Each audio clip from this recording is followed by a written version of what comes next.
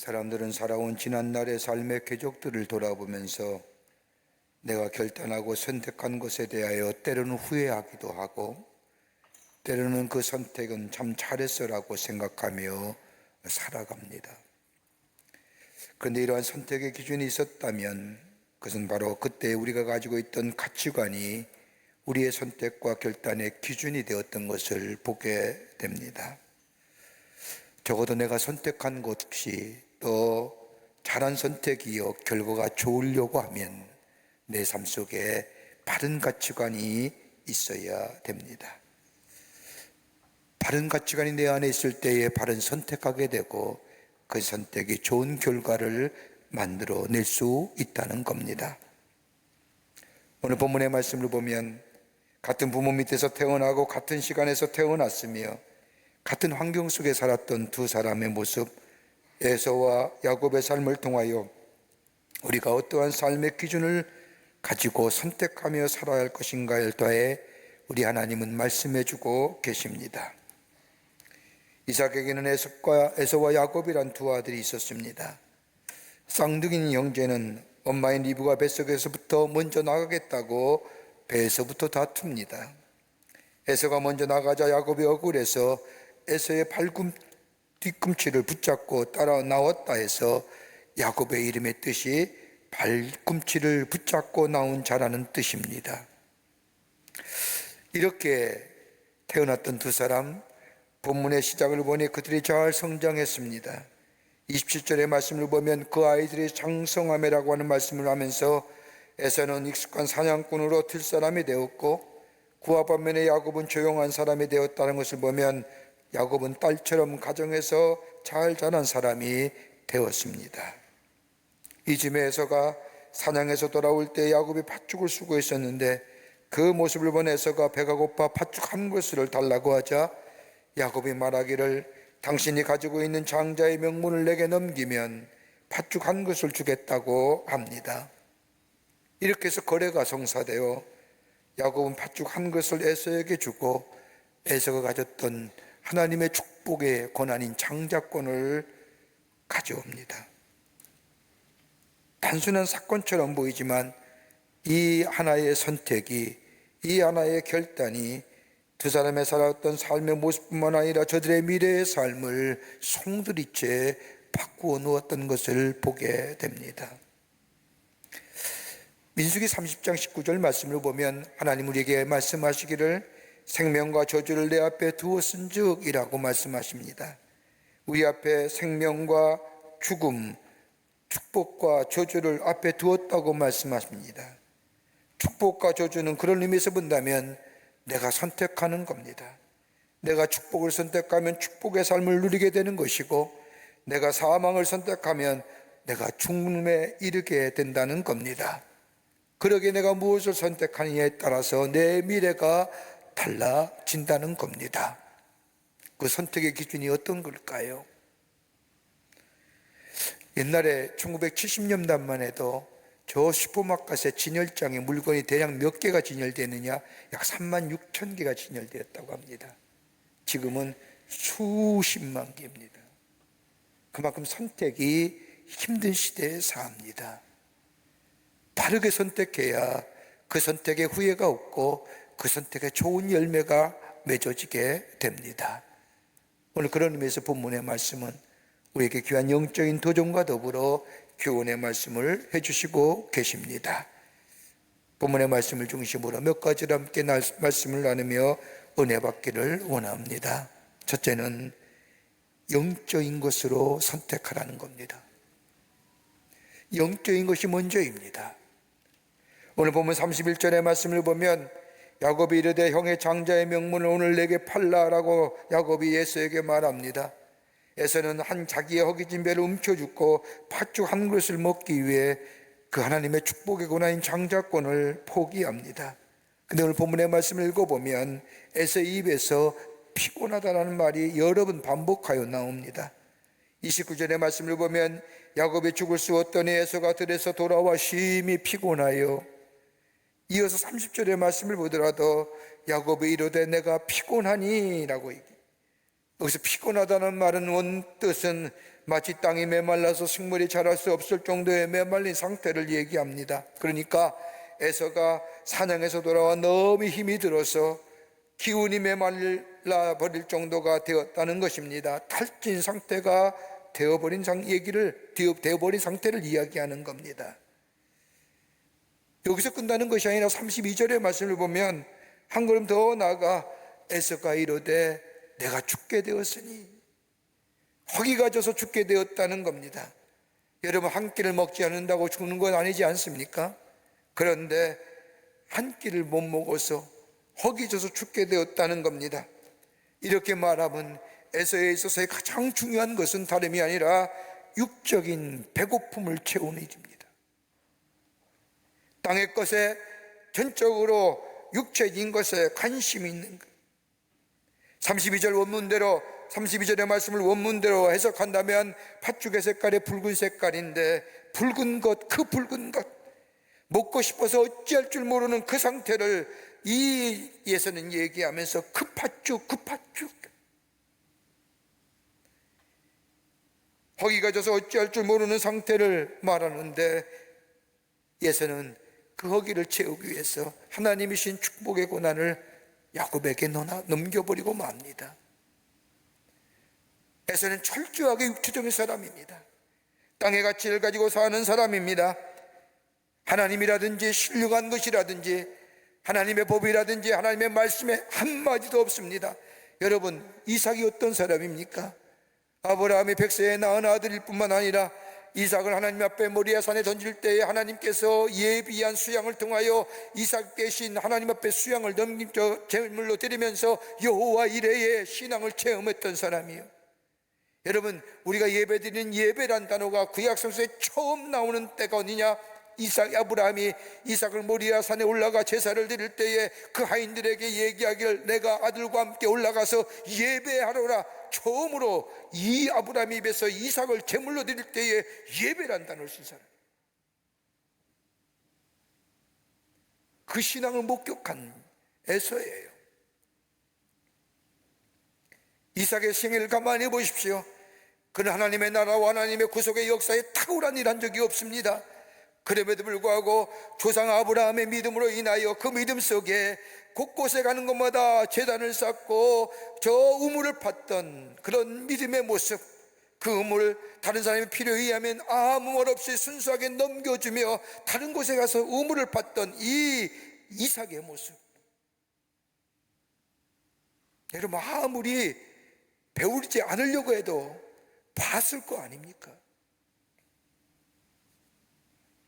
한 번도 예수의 입에 하나님의 말씀이나 하나님의 뜻, 하나님께서 하시고자 한마디도 안 해요. 여러분, 이것으로 끝나는 것이 아닙니다.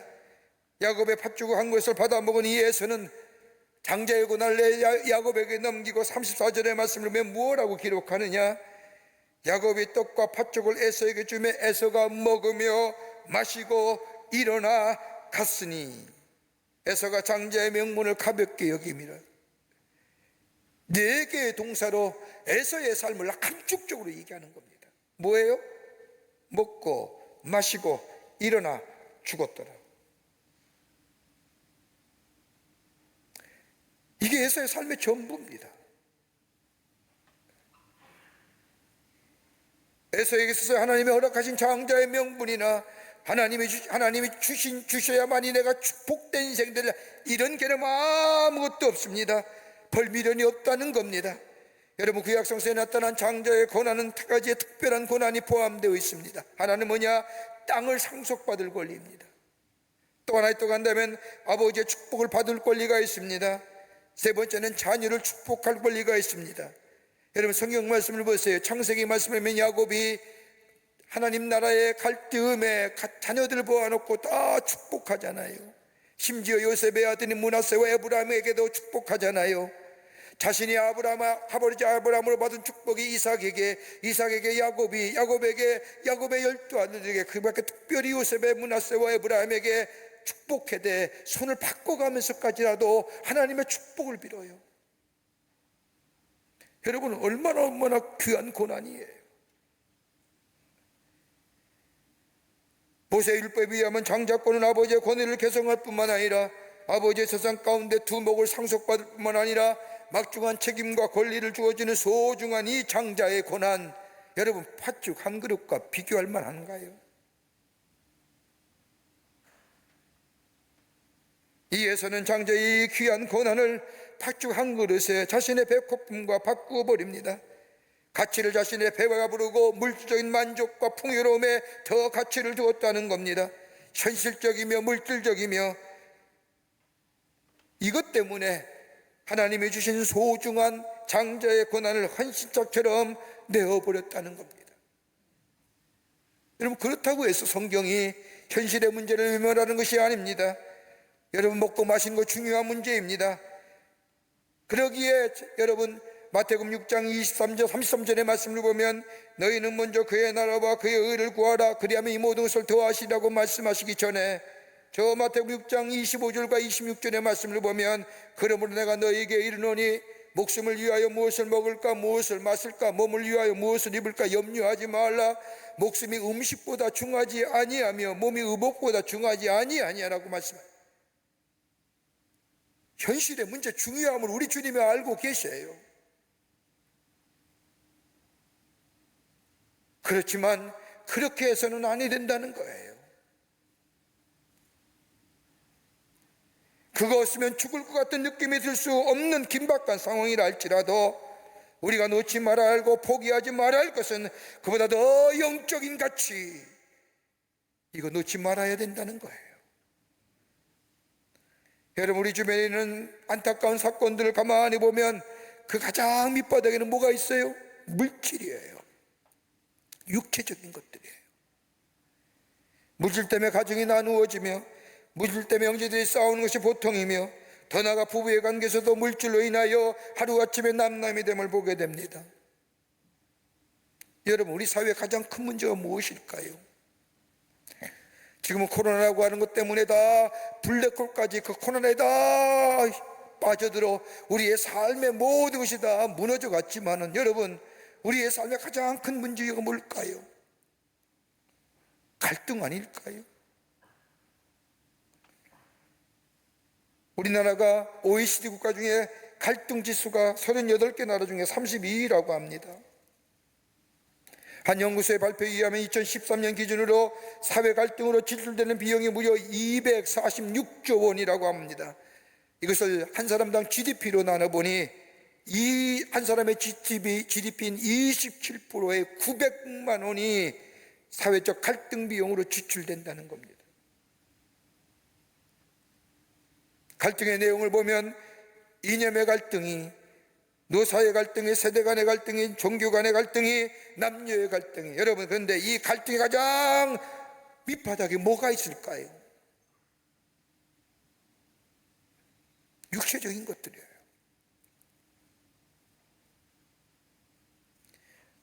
세상적인 거에, 땅의 것에 관심이에요.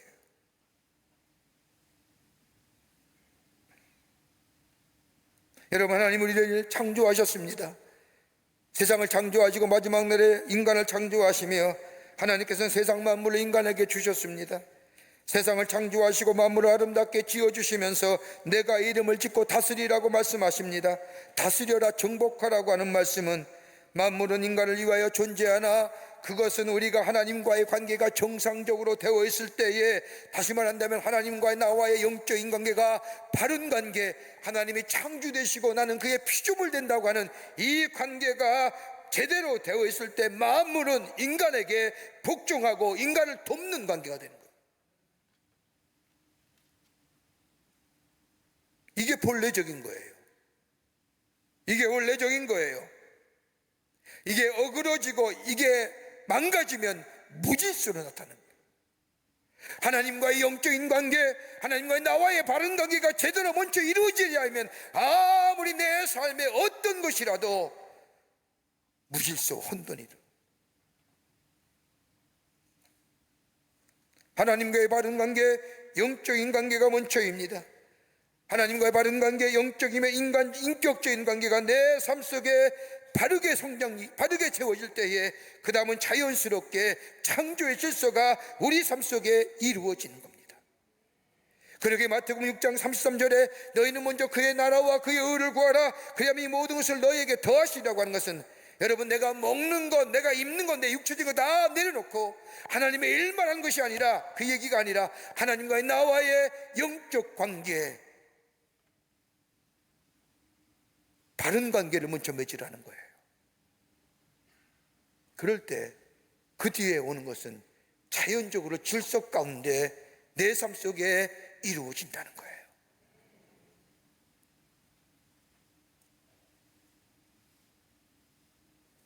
에서가 물질적인 육체적인 삶에 관심을 가지고 사는 삶을 단적으로 보여주는 말씀이 34절입니다. 에서가 창자의 명분을 가볍게 여김이었더라. 가볍게 여겼다는 것은 하나님의 존재를 경히 여겼다는 것이고, 하나님의 존재를 부정했다는 것이고, 하나님의 주신 축복을 멸시했다는 겁니다. 영이 죽은 거예요. 하나님의 관계가 깨어져 버린 인생의 결과예요. 영이 살아야 됩니다. 하나님과의 바른 관계가 맺어져야 됩니다. 그럴 때 우리 안에 바른 분별력이 생기며 바른 판단력이 생기며 더 나아가 균형 잡힌 인생의 삶을 살아갑니다. 삶의 우선순위가 뭔지 알게 됩니다. 땅의 것, 육체의 것에 거기서 끌려가는 인생이 아니라 하나님과의 바른 관계 속에서 내 영이 살고 그 영 속에 하나님의 거룩한 영의 인도와 마심을 부과하며, 그럴 때에 우리의 삶 속에 바른 분별력과 판단력과 균형 잡힌 인생을 통한 복된 인생, 내 삶 속에 내가 선택하고 결단한 일이 후회함이 없이 내 삶 속에 늘 기쁨과 만족으로 살아가는 인생으로 살게 될 줄 믿습니다. 두 번째는 미래를 위해 선택하라는 겁니다. 땅의 것, 지금의 것, 현재의 것을 위한 선택이 아니라 미래를 위하여 선택하라는 겁니다. 본문 33절의 말씀을 보면 야곱이 이르되 오늘 내가 맹세하라. 에서가 맹세하고 장자의 명분을 야곱에게 판지라. 에서는 허기진 배를 움켜쥐고 기다릴 틈이 없었습니다. 지금 여기에 이 삶이 나에게 중요해. 지금 당장 나의 허기진 배를 해결하는 것이 중요해. 그 다음의 것은 그 다음에 가서 생각할 거예요. 미래를 생각 안 하는 거예요. 지금 내가 겪고 있는 이 문제, 내가 당하고 있는 이 어려움, 나에게 이것이 해결되는 것이 가장 중요해. 미래는 지금 나에게 별로 중요하지 않다고 생각하는, 여러분, 죄의 원인이 어떤 걸까요? 죄 어느 때 져요? 우리 스스로 다 자범죄를 지고 삽니다만은 그 죄가 질 때 어느 때 지는가요? 여러분 가만 보세요. 즉흥적이에요. 감정적이에요. 또 하나는 뭐예요? 충동적이에요. 나는 죄 질 거야. 난 어느 때 어느 날 죄 질 거야. 이렇게 죄 진 사람 아무도 없어요. 즉흥적이고 충동적이고 감정적이에요. 여러분, 즉흥적이고 충동적이고 감정적이라는 것들 뭘까요? 한 치 앞도 바라보지 못하고 조금만 생각하면 달리 생각할 수 있는데, 여러분, 인간의 이성과 인간의 지성이 조금만 생각하면 죄의 문제에서 해결하는데, 아니, 내가 하나님의 사람이고 내가 신앙인이고 내가 하나님의 놀라운 십자가의 은혜로 구속받은 사람이라고, 나는 하나님의 사람이라고 나의 정체성이 분명하라면 그 죄의 유혹, 즉흥적이고 감정적이고 충동적인 거 이겨낼 수 있는데, 그거 무너지니까 죄 졌잖아요.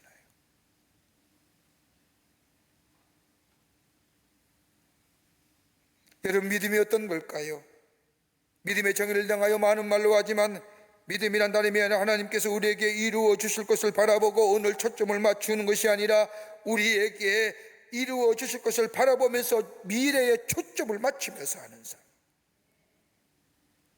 여러분, 이 믿음이, 그러게 믿음이 있으면 인내할 수 있는 거잖아요. 믿음이 있다고 하는 것은 참아낼 수 있다는 거예요.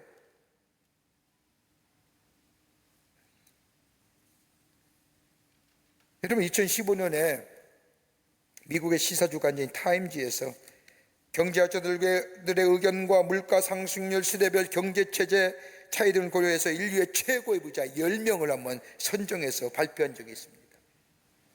그 이리가 어떤 사람이냐? 13, 14세기에 저 아프리카 서부의 말리란 제국을 이끌었던 말사 무사라고 하는 대왕입니다. 황제입니다. 말리 제국의 왕인데 이 얼마나 부자였느냐? 전 세계에 생산하는 금의 반이 여기서 만들어졌어요. 사하라 횡단의 무역과 황금이라는 것으로 부를 이뤘는데 세계 금 생산의 절반을 차지할 정도로 그가 이 무슬림이기에 이슬람 신자기에 이슬람의 성지순례 갈 때 외람된 말씀이지만 여러분 부인을 800명 데리고 하인을 12,000명 데리고 낙타 100마리에 금을 가득 싣고 성지순례 가면서 가는 곳마다 금을 얼마나 뿌려든지 그가 있는 곳에는 금값이 떨어졌다는 거예요.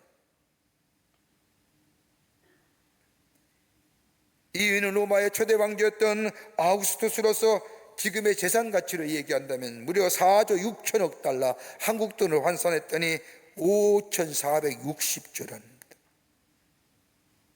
로마 제국의 20%가 그의 재산이었답니다. 3위는 중국 송나라의 신종이고 4위는 미링도의 무론 제국의 악바를 한 사람이고 5위는 저 구소련의 스탈린이고 6위는 미국의 강철한 카네기고 7위는 미국의 석유왕 록펠러이며 9위가 누구요? 미국의 빌 게이츠랍니다. 근데 여러분 가만 보세요. 10대 부호, 세계 인류 역상 10대 부호 가운데 가만히 보면요, 여러분 철권 통치를 휘두르던 사람이에요. 저들이 모았던 부가 존경받는 분은 아니에요. 그 가운데 록펠러 같은 사람은 그의 돈 버는 것에 여러 가지 의견이 있겠습니다마는 그는 미국의 대표적인 대학인 시카고 대학을 세웠을 뿐만 아니라 그가 세운 교회가 무려 몇 개냐? 4,928개. 교회를 세울 때 사람이 도와달라고 요청을 하면 록펠러는 하나의 조건을 붙였다고 합니다. 이 돈은 내 돈이 아닙니다. 이 건물 어디에도 내 이름을 쓰지 마십시오. 내가 헌금했다고 지었다는 이야기를 쓰지만 않는다는 조건을 들어줄 때에 내가 도와줄 수 있습니다. 여러분, 그러면서 세웠던 그의 대표적인 헌신을 통하여 세워진 교회가 어디요? 맨하탄에 가면 리버사이드 처치입니다.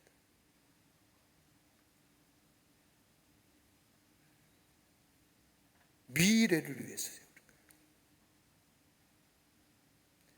내 육체적인 만족과 내 것을 위해서, 현재의 기쁨과 현재의 내 마음속의 만족을 위해서 쓰는 것이 아니라 미래를 위해서 선택하는 거예요.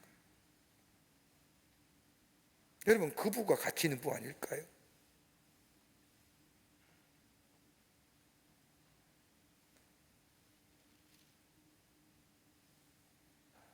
미래를 위해 투자하고 미래를 위해 쓰는 것.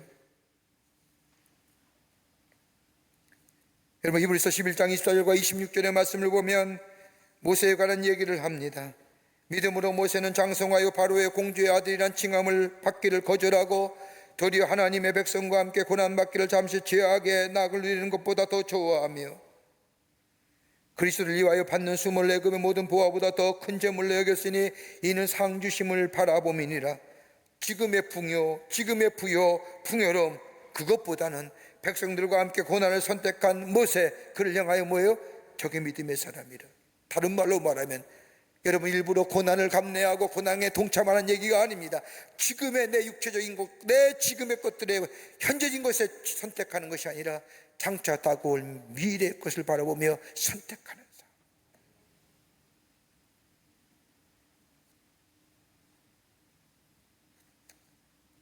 이것이 바로 하나님의 축복을 누리는 사람.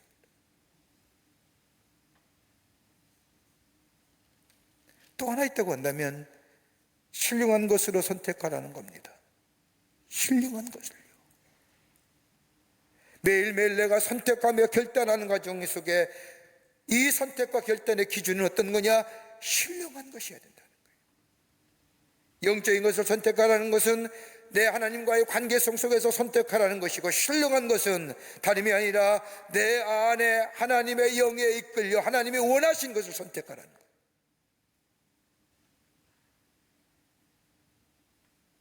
에서는 하나님을 무시한 사람이었습니다.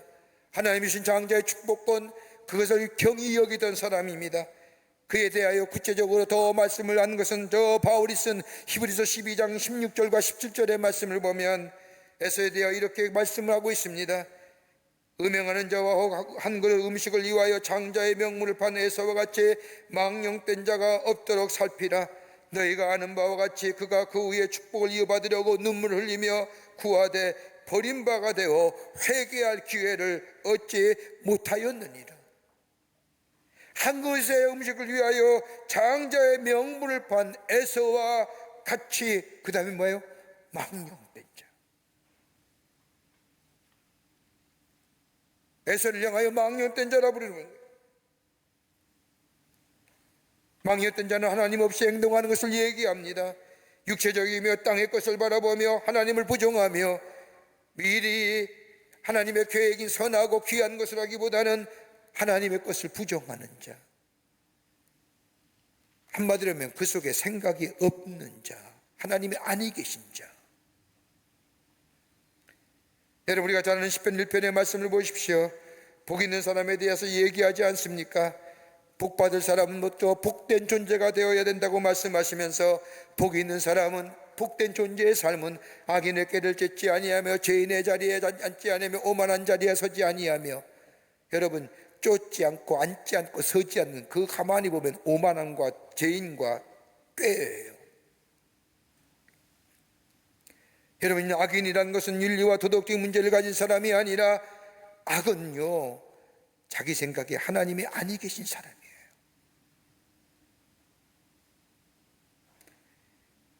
생각에 하나님이 아니 계시기에 자기 마음대로 사는 거예요.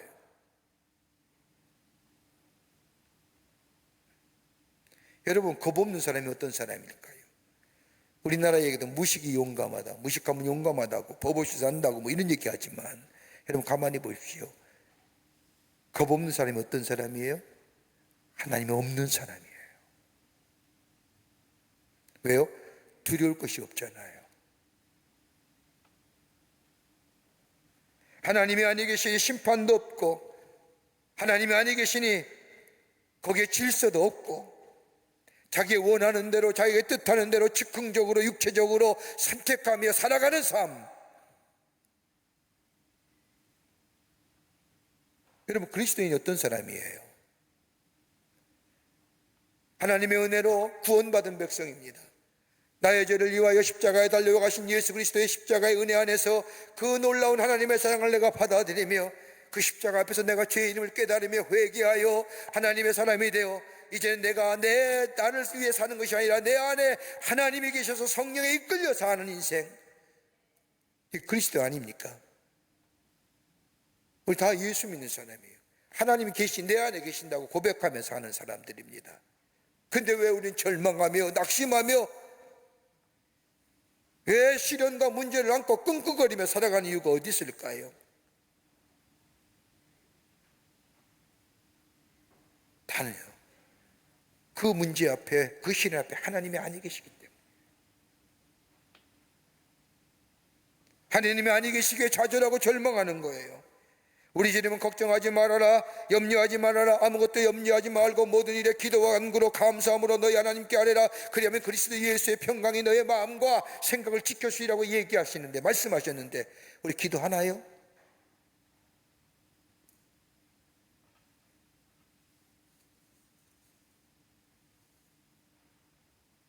에서는 하나님 없이 살았다는 겁니다.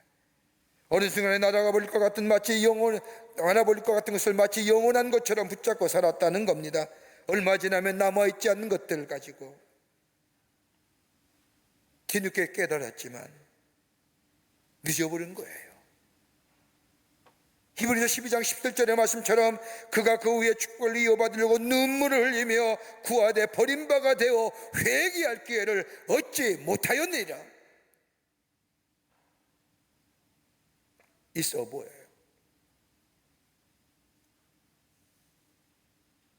야곱은 그런데 야곱은 어떠하나요?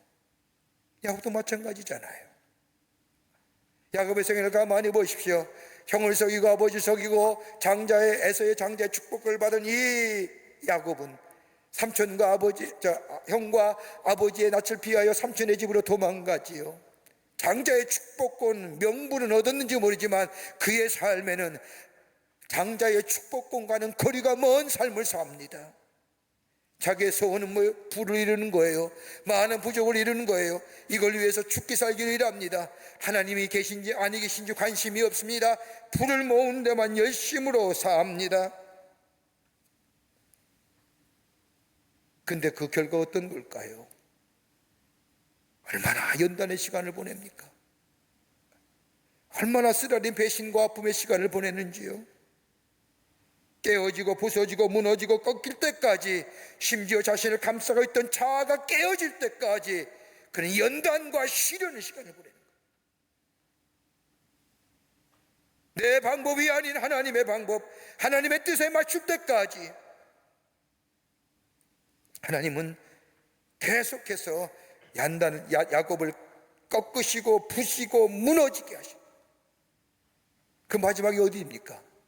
창세기 43장 14절의 말씀을 보면 가나안 땅에 흉년이 들었을 때에 이 야곱의 아들들이 저 애굽 땅에 날아가 음식을 구하려고 하는데, 양식을 구하는데 누굴 만나요?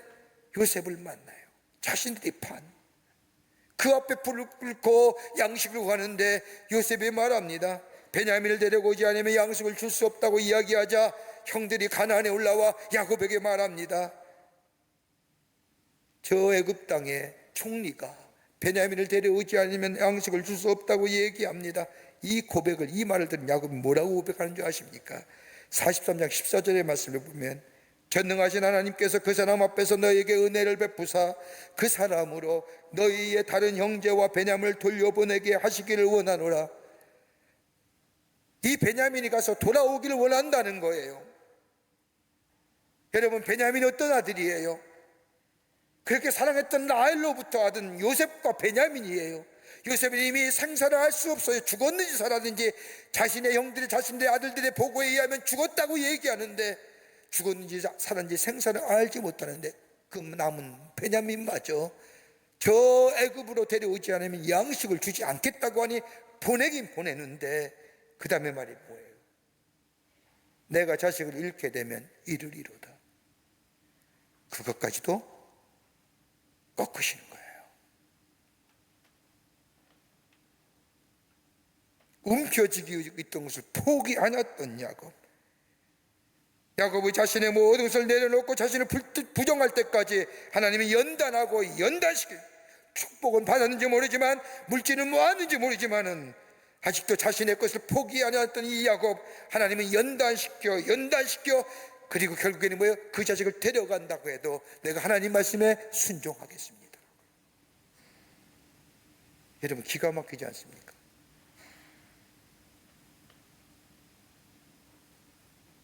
그리고 나서 야곱의 애굽 왕 앞에 섰을 때에 네 나이 몇 살이나 묻는 이 애굽 왕의 물음에 야곱이 뭐라고 대답합니까?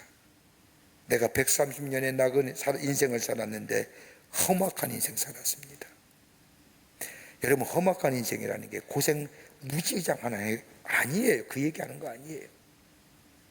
내가 내 인생의 고집과 아집을 꺾는 그 꺾기까지, 그 세월이 130년인데 그 세월이 참 힘들었습니다.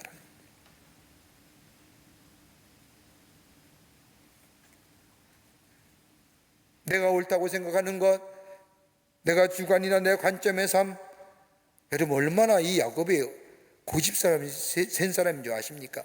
약복강 나눌 때 천사가 하늘에 올라가야 되는데 안 놔주니까 뭐예요? 환도뼈를 부려요. 이거 부려줬는데도 그거 질질 끄며 천사의 허림줄을 놨지 않았던 이 야곱이에요. 그렇게 끈질겼더니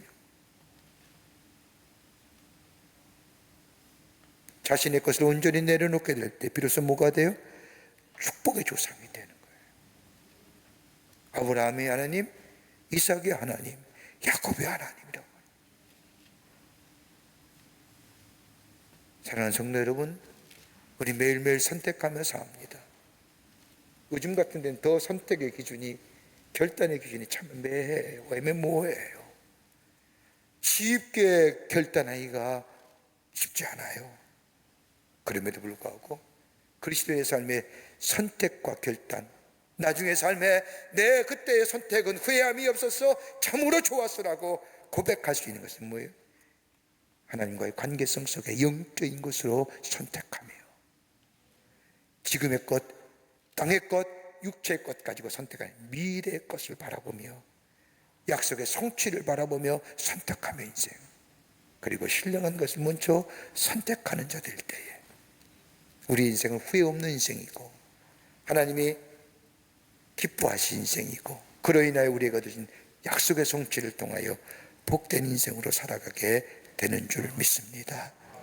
이런 인생의 고백이 여러분과 저 가운데 있어지기를 주의 이름으로 축원합니다. 하나님 감사합니다. 저희들 사랑해 주시고 하나님의 백성 삼으심에 감사합니다. 아버지, 우리의 삶 속에 매일매일 선택하며 결단할 때인데 참으로 우리의 마음속에 혼란과 혼돈이 많이 있음을 고백하게 됩니다. 그러나 먼저 하나님의 사람일진데 하나님과의 관계성 속에서 영적인 것으로 분별하여 선택하는 자 되게 하여 주시며 육체적이고 현재적인 것에 찰나적인 것에 넘어지는 것이 아니라 다가올 하나님의 약속 안에 미래를 바라보며 선택하는 자 되게 하여 주시며 그와 더불어 신령한 것을 선택하는 자 되게 하여 주셔서 하나님의 약속하신 놀라운 축복을 이 땅에 누릴 뿐만 아니라 증거하는 저희들이 되게 주님 도와 주시옵소서. 하나님이 도우시고 성령이 우리와 함께 동행하여 주시옵기를 원하오면서 예수님의 이름으로 기도하옵나이다. 아멘.